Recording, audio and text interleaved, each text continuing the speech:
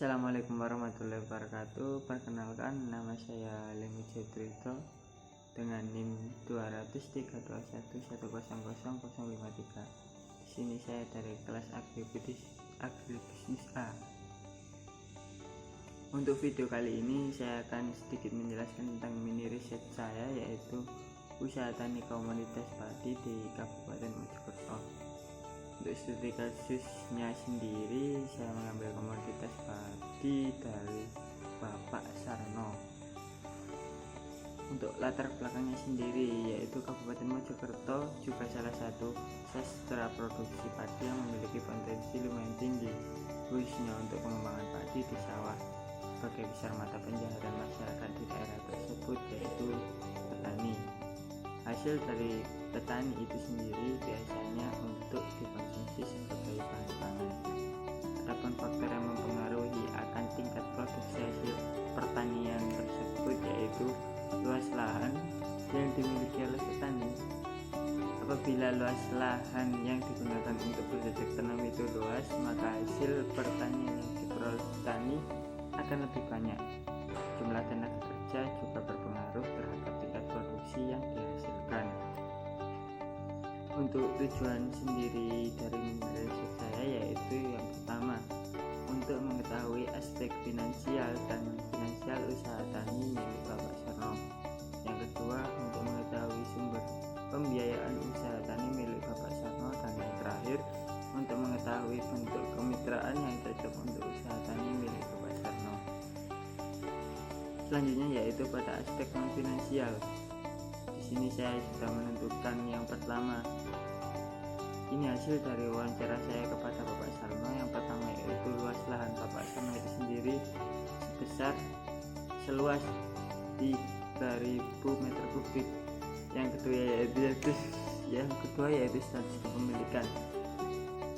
Untuk lahannya sendiri, Bapak Sarno memiliki milik pribadi. Yang ketiga yaitu masa tanam padi. Kebanyakan di daerah Mojokerto itu 3-4 bulan sesuai jenis dari benih padi itu sendiri. Dan yang terakhir, pemeliharaan. Untuk pemeliharaan komoditas padi itu sendiri sesuai dengan kebutuhan komoditas. Selanjutnya yaitu aspek finansial padi.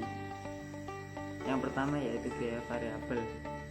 Untuk totalnya sendiri pada biaya variabel yaitu sebesar 1.055.000 dengan kebutuhan benih padi, pupuk urea, pupuk NPK, pupuk KCL, pupuk organik, pupuk Ponska, dan yang terakhir yaitu pestisida. Yang kedua yaitu biaya tetap.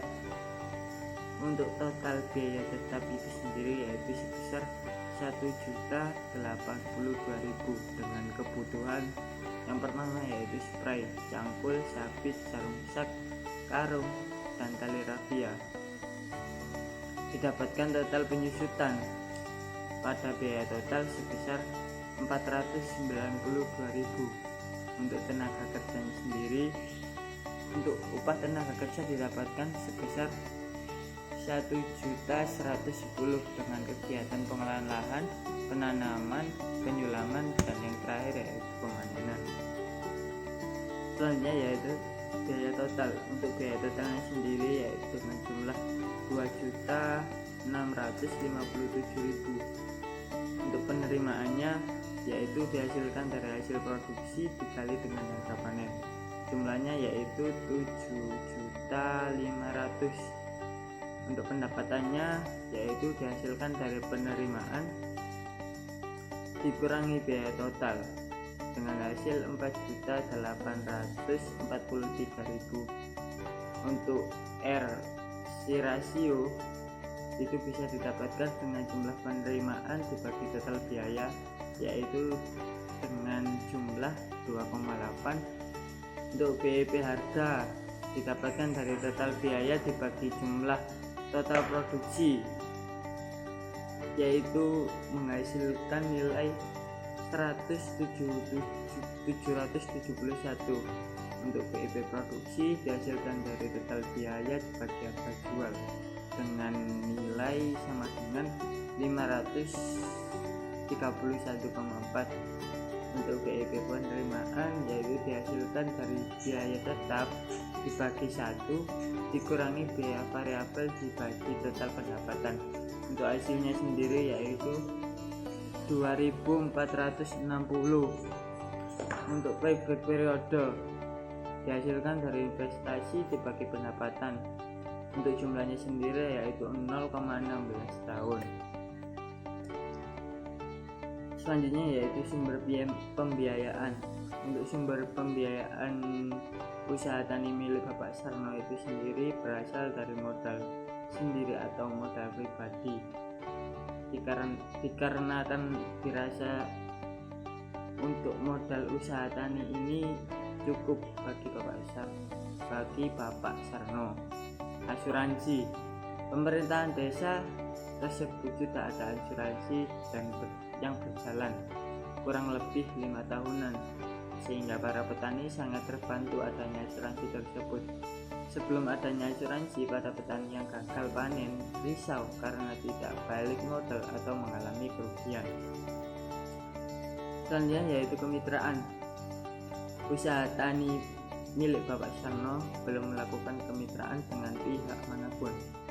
Pada daerah yang di tempatnya mayoritas hasil dari pertanian itu dikonsumsi sendiri, dan jika penyimpanan yang dirasa sudah cukup akan dijual, serta ada daerah Bapak Sarno yang terbentuk kelompok tani yang mewadahi para petani di daerah tersebut. Jadi untuk kesimpulannya, berdasarkan hasil penelitian atau wawancara dan pembahasan yang telah dipaparkan barusan, yang pertama yaitu menghasilkan luas lahan yang dimiliki Bapak Sarno yaitu sebesar 3000 meter kubik dengan kepemilikan pribadi, di mana masa tanamnya untuk komoditas padi itu sendiri yaitu 3-4 bulan, dan hasil panen yang didapatkan untuk terakhir kali yaitu 1500 kilo dengan harga jual 5000 per kilo.